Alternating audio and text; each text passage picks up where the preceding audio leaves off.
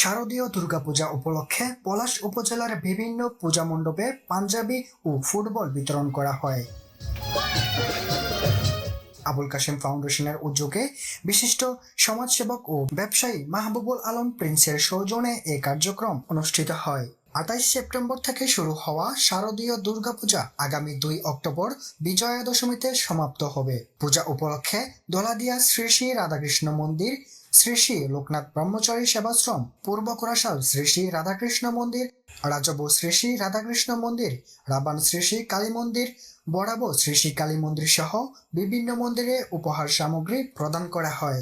উপহার হিসেবে পাঞ্জাবি ও football বিতরণকালে Mahbubul Alam Prince বলেন, শারদীয় দুর্গাপূজায় প্রতিটি মন্দিরে যে সুন্দর পরিবেশ সৃষ্টি হয়েছে তা প্রশংসনীয়। পূজা মণ্ডপের উন্নয়নে অতীতের মতো ভবিষ্যতেও আমি পাশে থাকব।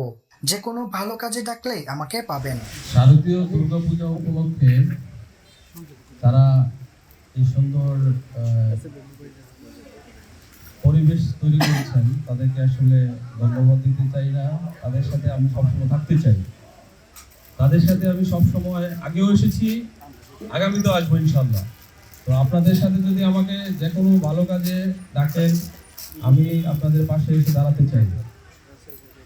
আজকে এসেছি ছোট্ট একটা উপহার নিয়ে, আগেও এসেছিলাম, ভবিষ্যতে আসবো। স্থানীয়রা জানান, দীর্ঘদিন ধরে সামাজিক ও মানবিক কর্মকাণ্ডে সম্পৃক্ত রয়েছেন মাহবুবুল আলম প্রিন্স। তার মানবিক উদ্যোগ সাধারণ মানুষের কাছে তাকে করে তুলেছে আস্থার এক প্রতীক।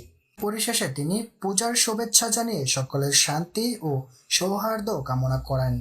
ধন্যবাদ সবাইকে।